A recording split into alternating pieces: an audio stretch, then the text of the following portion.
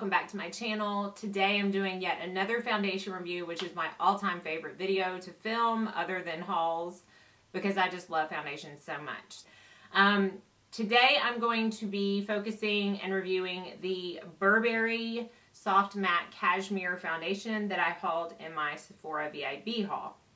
This is the newest foundation to the Burberry line. It is 1 fluid ounce and it retails for $52, which for Burberry, I find that to be very reasonable. It is a luxury line. We've already hit on the packaging. If you watch my haul video, this is my all-time favorite packaging in all 20 of my foundations. Something about it just speaks to me. I love the simplicity of it. I love the masculinity of it. I love everything about this packaging. And packaging normally doesn't matter to me. So if you're a packaging fanatic, I think you'll really, really enjoy this. This claims to be a long-wearing foundation. It does have SPF 20, which, I mean, obviously you're not going to want if you're doing flash photography events. I don't find that to be an issue once I put everything else on my face, so I don't choose a foundation based on that. But again, it claims to have medium to high coverage, long lasting. It does say, I'm reading here, that it has Burberry's signature English blend of rosehip, tea, and lavender. So if you are allergic to any of those ingredients, or if they just seem to bother sensitive skin, you might want to steer away from this. I got the color beige number 26, and I do think that it matches almost perfectly right now. I don't know what I'm going to do come summertime, but right now it matches great. That's it. So I'm going to be kind of testing out the claim of, is it really a matte foundation? Is it really long lasting? Is it really medium buildable, medium to full coverage? Just how well all around this foundation works for me and my skin. So I'm going to jump into the demo and then check in throughout the day. All right, so I remembered my clip this time. So I'm going to clip my hair back. I have primed my face with my YSL Touche Clot Blur Primer. And I'm going to go straight into the foundation. So, like I said, I am in the color beige, number 26. I've also put corrector under my eye. So we'll see about that. I'm going to take one. It doesn't pump out a ton. So I'm going to take 3 pumps. So you can see right there, it's running down my hand as we speak, but it is not watery. So we'll see. I'm just going to apply this to my face like I do all the time. First by dotting it on, and then I'm going to blend it out with my beauty blender.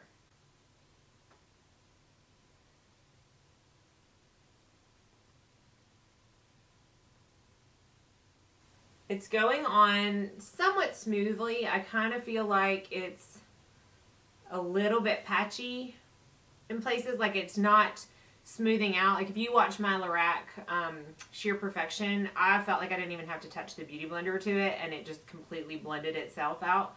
This is taking a little bit more work, and it feels thicker on the skin. I can't really feel it per se, but going on, it just feels a little bit thicker. So I forgot to do a close-up of my face before I did this. If you're new to my channel, you can check out any of my other foundation routines and you will see what my face looks like. I don't have huge pores, and right now I'm not really suffering from any dryness. I am having some major hormonal issues lately, so I'm breaking out a little bit, like a cluster right here and one right there and one on my chin, but they're not red. So I'm not worried about covering them up. So I don't know if you can see. I mean, it's pretty smooth. I don't see any patchiness now. It's just I had to work a little bit more than I do on some of my other foundations. But it does have a pretty finish to it. It is a matte foundation, and I would say it's a matte finish for sure. It's not too tacky. I feel like once I let it sit for just another minute, and definitely by the time I get down with my concealer and stuff, it's going to be completely set. It's not really a powder finish, I wouldn't say, because it does have a little bit of tack left to it, but it is matte. Like I don't see any dewiness. I don't see any glowiness or anything like that. So at least that claim is true. It is a matte foundation. So I'll be right back after I finish the rest of my makeup. All right, so I've finished the rest of my makeup, and I will say a very big pro for this foundation is that it did not move at all when I blended out stuff on top of it. Like I have a couple foundations that I'm absolutely in love with, but when I go to do my like cream highlights or cream contours and I go to blend them out, it almost kind of picks the foundation up and takes it away. So I feel like I have to put a little bit more on. It's a waste of product and it's a waste of time. Honestly, that did not happen at all with this foundation. So I'll list all the products that I used, but I will say I did not use a mattifying like powder because I wanted to see how well the matte claim stood up with the foundation. So I just used the Charlotte Tilbury Flawless Finish, which for me is not mattifying. I do have to mention this lip combo really quick though, because I'm really digging it. Like it's maybe looking a little like death to some of you, but that's my kind of lip color. So I'm using the Fiona Styles Mulholland Eye Defining Pencil that I use for a lip liner, the Jeffree Star Velour Liquid Lipstick in I'm Nude, and then I topped it off with a little bit of Rambutan from Bite Beauty. But I'm really digging that. So anyways, totally off topic. I do like the foundation. Upon like first impression of my face, I didn't use a setting spray or anything because I didn't want it to alter the finish. It's very matte. I mean, obviously I put that there, but it is very matte, but it doesn't look cakey. It doesn't look fake to me. I mean, it doesn't look like skin because it's foundation and I've got a ton of other makeup on top of it, but I do enjoy the finish.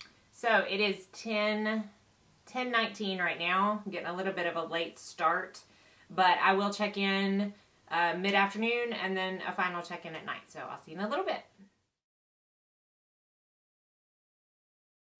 Okay, so it's 4 o'clock, almost 4 o'clock. So it's been almost 6 hours that I've had this foundation on. So this mirror right here, I'm going to show you. This is like the mirror that I look in when I'm filming because it's nice and big and just shows me everything. And I'll tell you, this setup I've got, these lights and this window and this nice large mirror, is the equivalent of a rear view mirror in a car. So you can think you're looking all great and then you get here and you're like, oh, that's kind of how I feel right now with this foundation. I've been happy with it all day, but then I sat down and I looked in this mirror and I feel like, and I'm going to do a close-up, I feel like it is accentuating every single pore I have. Now, I used my absolute favorite primer, so that should not be the case. I feel like it's kind of accentuated my smile lines. And now, I don't know that this is the foundation, but I'm pretty sure it is. When I look up here on my forehead, I see 1, 2, and I don't know if this is coming off on camera, 3, 4 patches. So let me zoom in and show you what I'm talking about. I honestly don't know if this is going to show up on the camera, but it's very pronounced in my pores, or my pores are very pronounced. It's sunken in, and I don't really know that I have a foundation that does it like this. My smile lines, I mean, they're pronounced. It's hard to find a foundation where that doesn't happen, but I don't know if you can see up here. 1, 2, 3, 4. Like white patches where it's basically rubbed off my forehead. Oh my goodness. I honestly don't know what the deal with that is. It was not like that earlier. It's almost like it's just kind of come off my face. So I'm going to continue wearing it, obviously, and I'm going to do a final check-in probably in about 4.5 hours. It's kind of going downhill right now. Could change, don't know for sure, but right now it's not a favorite. So I will be back in, like I said, in a few hours to do the final check-in. So I was going to try to make it a lot longer than this, or at least until like 8:30 or 9 before I did my final check-in.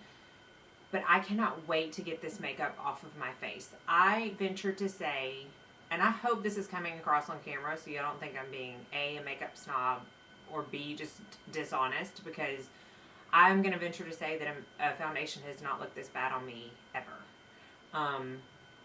if you were to look up close, up here, there are pores showing up that I didn't even know I had. The patchiness on my, do you see that right here on my forehead is getting even worse. The pores are getting even worse. I mean, I don't, oh, I just hope you can see it. I know you can see the patchiness because I can see it in the viewfinder right now. I exert myself today. I mean, most of the day I spent cleaning my house. I ran some errands. I picked my kids up from school, and I was outside with them for like an hour late this afternoon, but it's like 65 today. So I didn't sweat. I didn't overexert myself. There's no reason for it to look like this. But I've worn other foundations at the gym for like a 2-hour workout, and they don't look this bad after that. And I don't know. But I went back on Sephora's website and I looked at the reviews, and a lot of the reviews that are bad, I mean, they're either like 5-star or 1-star, which is pretty normal.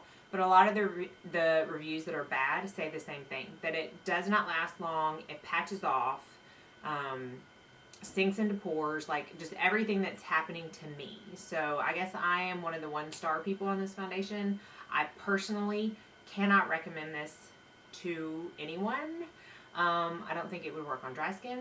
I don't think it's going to work on oily skin. I just don't recommend it. So I think this is the first foundation like review that I've done where I adamantly did not like it by the end of the day. So this will be going back to Sephora. I have too many other foundations that I like and too many others that I would like to get to spend $52 on a foundation. And I know I got 15% off, but my tax is 10%.